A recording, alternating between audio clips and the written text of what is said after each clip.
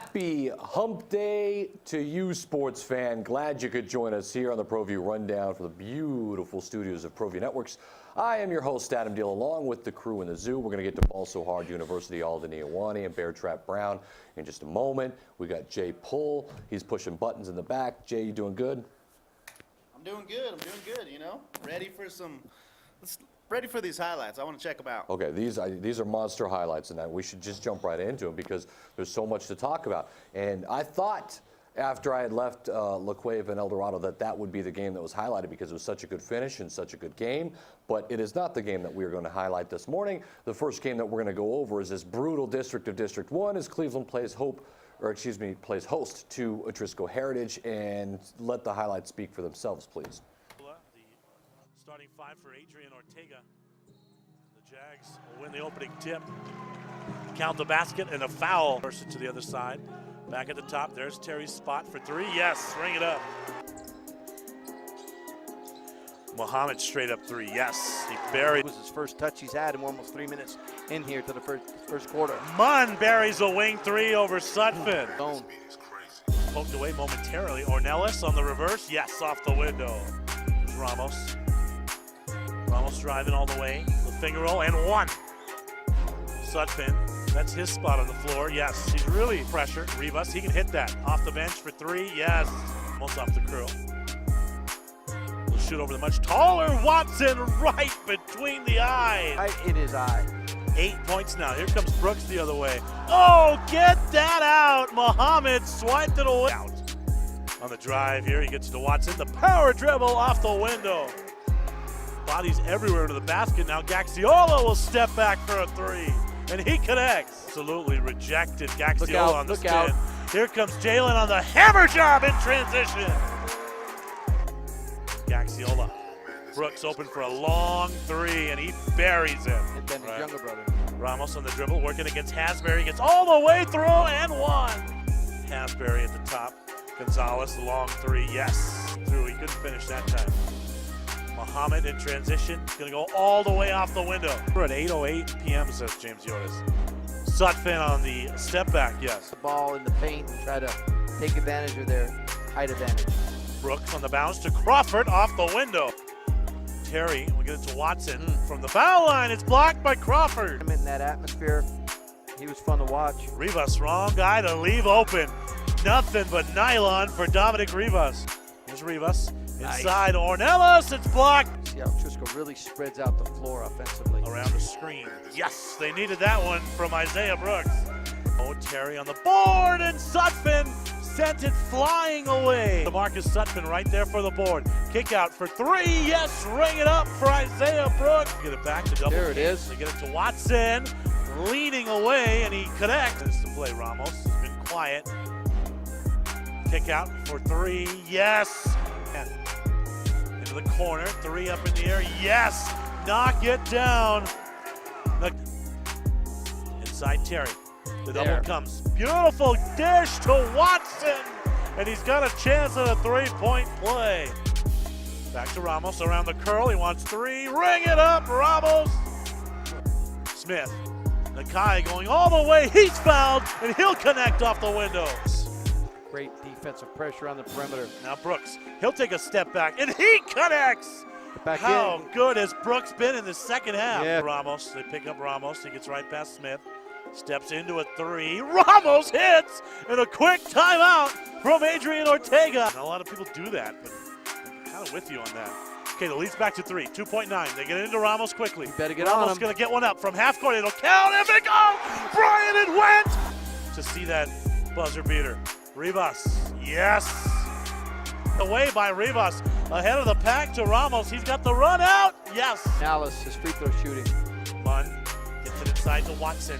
And one. And Watson's bumped. Strong finish by Trey Watson. They get it over to Ramos. Ramos pulls up at the foul line and he connects. 89-81, they launch one from distance. Josiah Ramos hits 2 threes in 5 seconds, and Cleveland slip another one.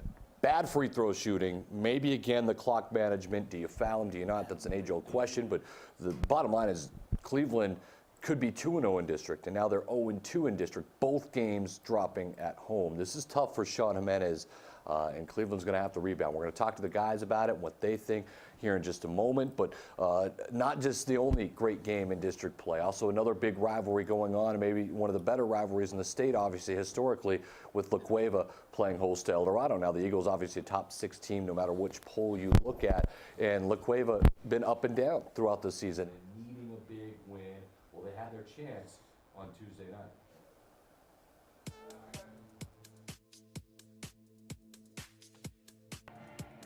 We are underway here on Proview Sports Network as Diehl's going to drive the baseline into a first layup. Inbound it to Kuhn, back out to Katana. He's not afraid to shoot it any good. Here comes Valencia. He's got a step. Valencia high off the window, and this one goes. Now he'll fire the left-handed shot, knock it down. Here's Diehl on the pull-up jumper. Yes, that's a. Here's Diehl. He'll back it out to Ortega for 3, and he knocked. Valencia, yes.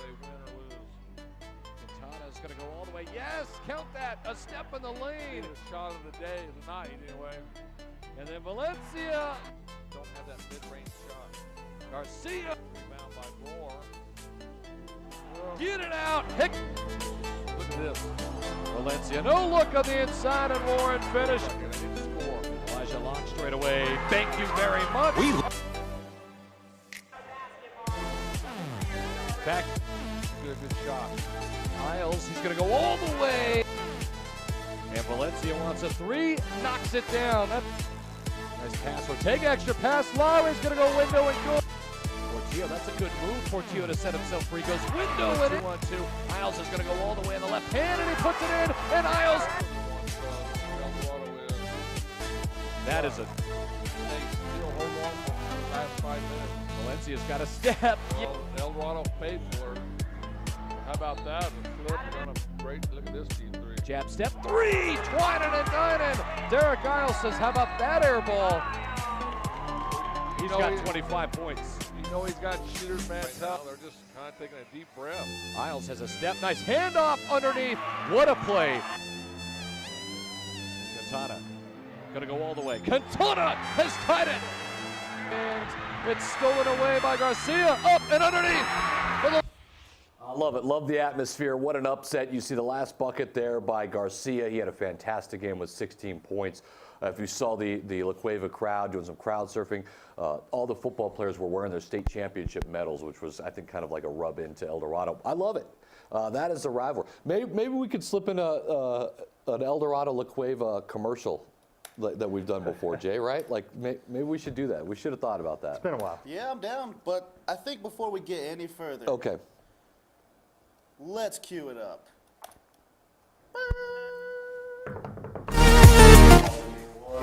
Also Harvard University. I laugh every time I hear the intro. Alden, how are you? Are you good? I'm doing great. You know, life's the beach. Me and Josh actually are here. You know, Daytona Beach. It's real nice out here. You want to see our beach bodies? No, I'm just kidding. I'm just kidding. I don't think anybody wants to see that. You guys don't want to see that. But you got Al Borland next to you. yeah, right. Well, you know, I was coming in from this frigid air, and Alden was like, "Hey, let's go to Daytona. Daytona 500's coming. Watch the Super Bowl here." So, you know, it's getting a little hot here, but you know, we're about to hit the surf shops. We're rocking flip flops and board shorts here in about 20 minutes. Okay, hype or not hype? Did Atrisco win that game, Alden, or did Cleveland lose that game? I'm gonna say hype. That it's kind of hard to say, Adam. I feel like it's a little bit of both. You know, you got Cleveland put Atrisco in those situations, and Atrisco succeeded both times. So you know, it's really hard to say. But I'd say Cleveland lost, or Atrisco won it more than Cleveland lost it. All right, JB, what do you think? I'm gonna concur with that. I mean, Atrisco just turned it on in the second half. It was a tale of two halves. First half, Cleveland was going inside and just dominating. I mean, Suffins wasn't doing too much there. Had a couple blocks in there the second half, but they just went away from that. And I mean, Ramos, just killing it. Like, and that's my point too. Like, it's just like Josiah Ramos, if he's getting off the shot, most of the time he's going to make it. Yeah, him and Brooks. I mean, guess they were just I'll hitting just it all agree to from three. disagree. Like, listen, Ramos's historics were unbelievable down the stretch with a couple of threes with 5 seconds to go. But you're Cleveland, you're leading the whole game. You have a big lead early, and you could put games away with free throws. And this happened. It feels like this happened all the time. Remember, they almost lost the Metro Championship game when they had a big lead against Volcano because they couldn't hit free throws down the stretch. And then they blow it against Volcano in the first district game, and they don't manage the clock right, and they don't manage the situation right. And this time, I mean, there is no excuse. That whole last minute, they're up by 5, up by 6, and you let 3 3-pointers go. You don't hit free throws, and you don't even foul Ramos. Just foul him and make him go make 2 free throws. Yeah. And then the game is over. And so I think it's bad management. Right? I even texted you that too. I was like, Yeah. hey, it's over. They're at the free throw line. Cleveland's going to ice it. And Yes. missed him. And then it was the Ramos show. All right, well, we'll get back to that in just a little bit. Hype or not hype on this La Cueva team? Now they control that district with that win. So are you hype or not hype on La Cueva, Alden? I'm going to say hype on La Cueva. You know, at the beginning of the season, they had that loss till Del Norte, and, you know, things were kind of looking down. But, you know, now that district's here, La Cueva, I mean, they have pieces on that team. They have a Hall of Fame coach in Frank Castillo. So, I mean, if you give the Bears that chance, they're going to take advantage of it. And it showed last night. How about that crowd surfing? I'm hype about that crowd surfing. If people did that at other schools, wow, that'd be amazing. They would have fallen. I mean, you know, I thought that was the best student section crowd that I've seen so far in hoops this season, the battle between Eldorado and La Cueva, and that's what always makes it fun. I was talking today with Jeff Symbieta and JJ Buckeyes is on the radio, is that I think, you know, there's too much that goes against, these student crowds talking and they're negative to each other. I mean, let's get real, folks. That is what the atmosphere is about, and the chants back and forth. You got swatted. Like, this is what we want. I mean, as long as it is... keep it clean? Yeah, I mean, as long as it's not ridiculous, then I can understand why people get upset if it's out of control. But you want the back and forths, and if you can't handle that, then don't go to a game, don't go to a competitive sport atmosphere, because that is what it's about. Love the rivalry, and I think that's what district is giving us. And so this leads me to my next question, guys, is Eldorado. And Eldorado now struggling a little bit. That is their 5th loss of the season, and it's not a good loss on their resume. And now they are behind La Cueva in district play. And so, Alden Ioane, are you hype or not hype on these Eldorado Eagles fixing their season? I think I'm definitely hype on them fixing it. I don't know if their path leads them to the blue trophy necessarily, but I feel like Roy, he's one of the best in the business for a reason.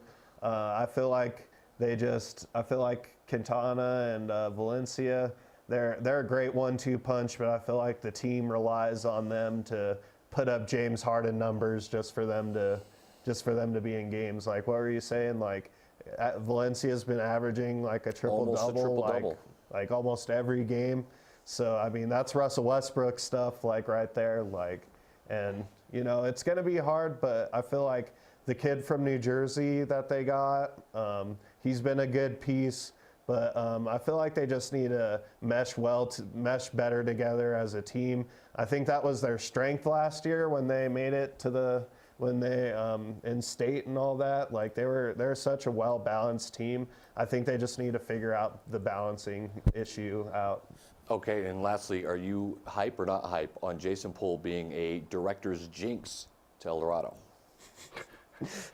Pulling that out of the hat, huh? Yes. I'm gonna say it's a gift and a curse, you know, like, because when you're counting on them, that's when it's gonna be opposite. So he was probably counting on Eldorado last night, and they went down. But, you know, Jason, you know, he's a mythological creature around here. You know, he has a lot of big say in things. So are you hype or not hype?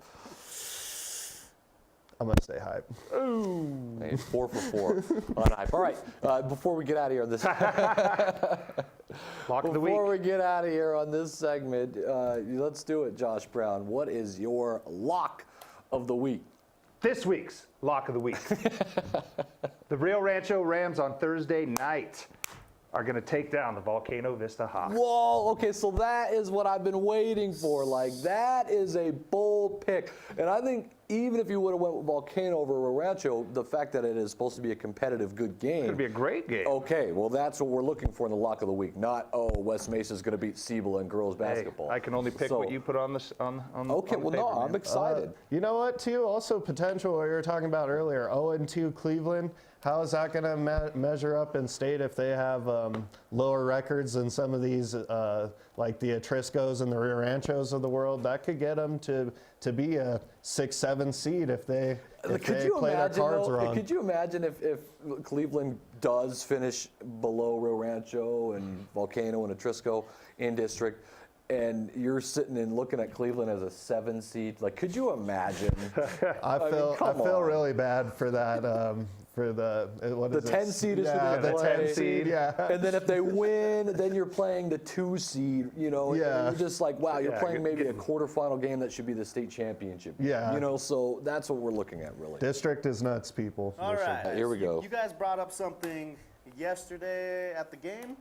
I got a question. What's your best 1-2 punch? You got Valencia, Quintana. Yeah. You got Munn and Mohammed. Yes. And you got Josiah and Sutphin. What's the best one? Yeah, and I'm trying to think. I mean, you also have maybe you could throw like Patterson, Gallegos in there from Rio I'd even Rancho. say call that one Ramos and Brooks from the outside, just driving and shooting threes. Yeah, I mean, I'm going to go with Valencia and Quintana. I think is the best scoring combo. I think Jalen Munn has not reached his potential this season yet, and Amir Mohammed I think has been a little bit more consistent. Now Munn has been injured.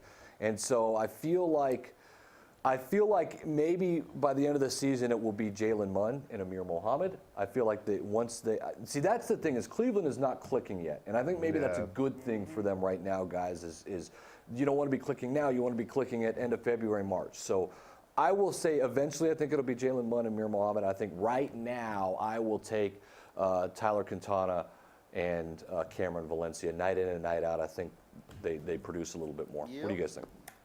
Yeah, I think I would definitely probably go with the Cleveland duo, but like Adam said, I feel like Jalen, like once his ankle fully heals up all the way, I feel like they'll definitely at the end of the season be the 1-2 combo we talk about. But you know, I'm gonna go with the Atrisco heritage right now.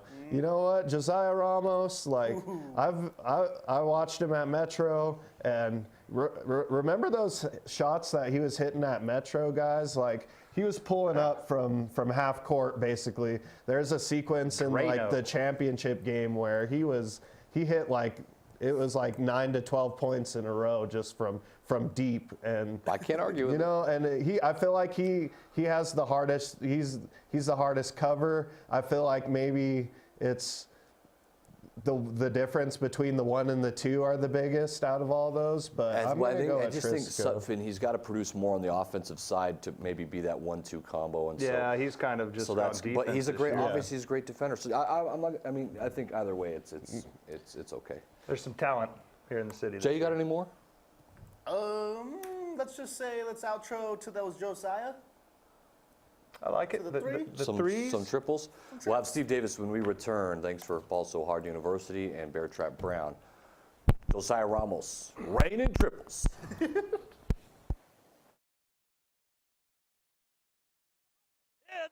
a quick timeout from Adrian Ortega. Not a lot of people do that, but I'm kind of with you on that. Okay, the lead's back to 3, 2.9. They get into Ramos quickly. You better get Ramos on him. Going to get one up from half court. It'll count if it goes. Brian, it went. It's that time of the year, sports fans. It's the 10th annual Garden Swartz Great Southwest Track and Field Indoor Classic. It's February 9th in 2019. The best athletes from across the nation come together for one event. Check out more information at GreatSouthwestTrackAndFieldClassic.com. This is Coach Borrego of the Charlotte Hornets. Hello to all you parents out there in Albuquerque, New Mexico. I want to congratulate 38 years for the AYBL. You guys are doing a great job. You've shaped a lot of lives, young men and women, and you'll continue to do that. Parents, get involved, sign your kid up. It's a great program. It helped shape who I am today, helped shape me as a basketball player, as a coach. So get out there, sign them up, have a great season. Good luck to everybody.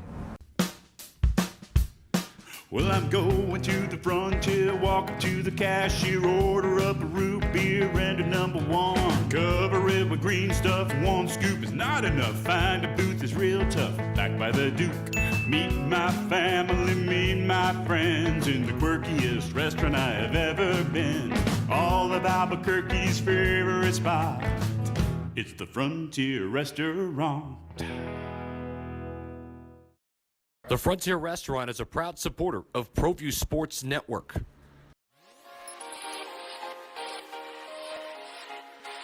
Folks, there's no other way but to be all in. Either he's Lord of all or he is not Lord at all. And you can experience the real only God can provide to humanity. See, when we truly encounter Jesus and purpose to know him and follow his teachings, hashtag life change will occur.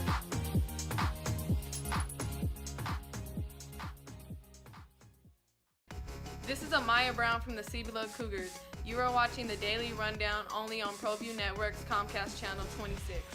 Much love to Amaya Brown. Apparent knee injury. She went down this last weekend with Florida State, so we are rooting for her, obviously, at Proview Networks. We know she's already been an impact player, and you just saw her there introing Proview Networks, and so we'll hope she's okay. I don't know if you heard that or not, Steve, but as we intro Steve Davis, onto the show. How you doing?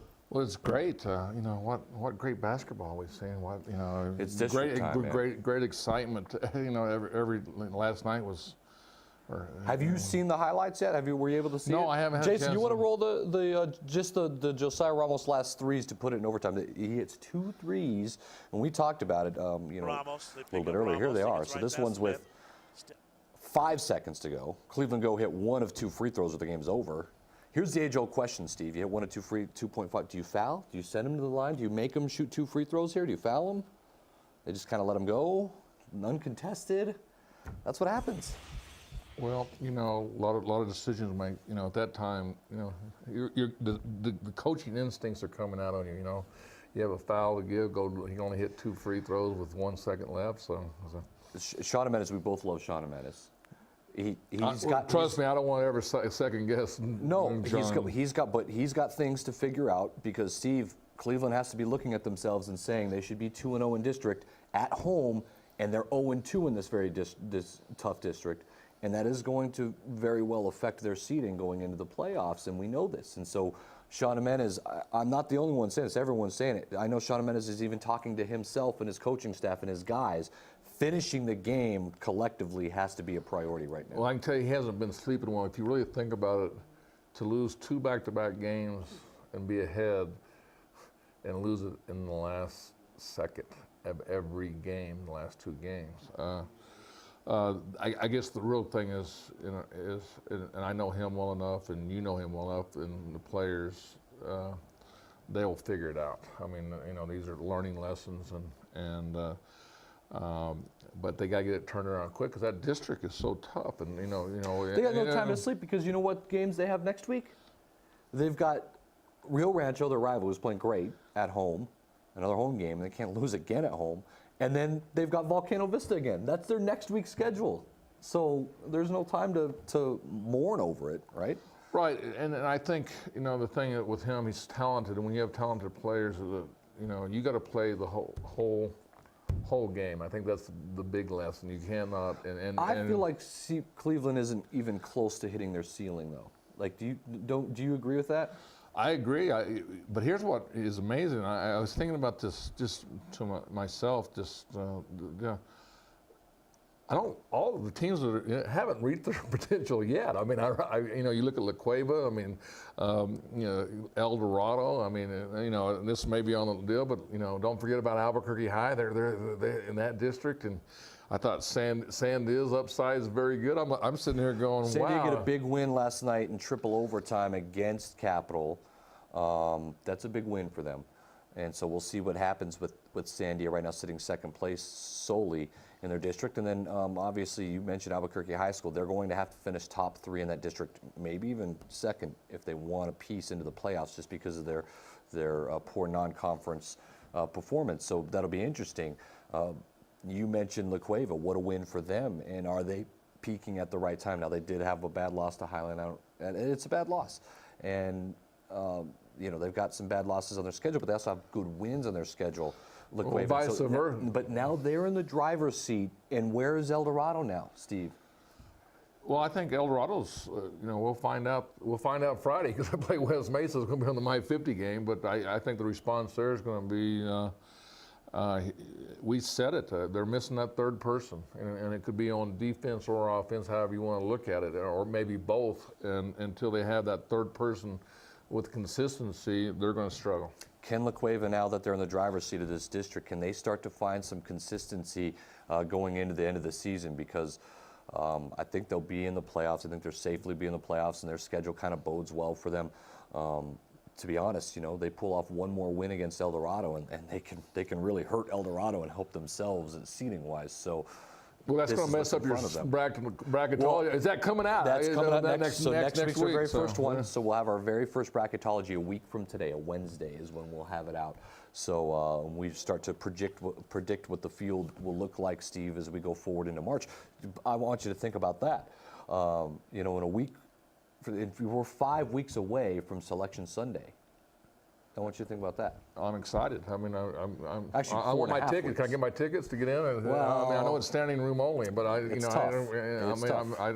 I know I can't get on Sebastian's show, so I don't know if I can get into the selection and seating show. You invented the selection and seating show, so you can do whatever you want with that. That is our My 50 game. Oh, I'm sorry. This was our game last night that we're talking about. I apologize. No, this is tonight's game. Girls. Okay. My fault. I'm all over the map. That is tonight, yes. So the rivalry continues, Steve. You and I will be there at Eldorado as La Cueva and Eldorado go at it. And I know the girls' side is always fantastic. And obviously La Cueva having a really nice season so far. Eldorado, they've been up and down. They just had a really good win. And so I find this, anytime you do a La Cueva Eldorado game, no matter what, it just kind of finds its way to be a good game, I think. No, you're right. And I tell you what, it's at Eldorado, so it's going to be an awesome game to see. It always is. Our schedule going forward, how about this? No time to sleep if you're in District 1. Rio Rancho are going to play host to Volcano. You and I will be there on Thursday night at Rio Rancho. That's a monster game. Huge game. I mean, this is playing for the, Volcano right now controls their destiny. They just keep winning. And so does Rio Rancho, to be honest with you, right? Right. Yeah, if they win this game, they're right there. And they're undefeated in District Play 2-0, Rio Rancho is, and so that's in front of them. And then they check out the new rivalry, and both teams kind of playing good now. Valley and Hope Christian. Valley just had a huge blowout win against Highland last night. Hope Christian's undefeated in district play. I think these two teams are battling for the district. I really do. I agree with that, but it's funny. Highland has ups and highs and lows, and so does Hope. But Hope's been pretty consistent the last 3 or 4 games. So. Well, but their schedule's gotten a little bit lighter, so we'll see. And then we got girls on Friday night. Rio Rancho playing very good basketball right now. We know how good the young Volcano Vista Hawks are. That's Friday night. Also on Friday night, how about some Highlands for you? Women's and men's, and how about the men's 14-5, and they are looking good. Well, they need to protect the home. They've been barely winning on the road, and they need to take care of business. And guess what? We may have New Mexico Highlands may have some playoff games that Proview is going to be doing. There you go. And then there's the women's game, so those both men's and women's games, and then our My 50 game of the week, West Mesa really need to start winning if they want to get into the playoffs, and that is fact. And Eldorado now have to keep pace with La Cueva, so big game, and that'll be My 50 TV on Saturday night. And then Friday night. And then Saturday, we've got Eldorado girls at West Mesa. West Mesa coming up their first loss of the season against Piedra Vista. Piedra Vista, only 2 losses. Man, they are starting to make some noise. So on the girls' side, we really got to start paying attention. And then also Saturday, Steve, we got a couple more college games for you, the women's and men's. And then we've got wrestling for you. So the APS Metro Championships, of course, where are you going to watch it? Right here on Proview Networks. You can check out our whole schedule at ProviewNetworks.com. Your last thoughts? Well, I'll tell you, just go out and support these young athletes and enjoy. I think we made believers of Jeff Symbiota and 6'10", and all they can do is talk about high school sports. It's beautiful, and we've got a big week for you. So join us tonight. Don't forget, it's Eldorado and La Cueva on the girls' side. For the crew in the zoo and Steve Davis, I'm Adam Diehl. You've been watching The Rundown.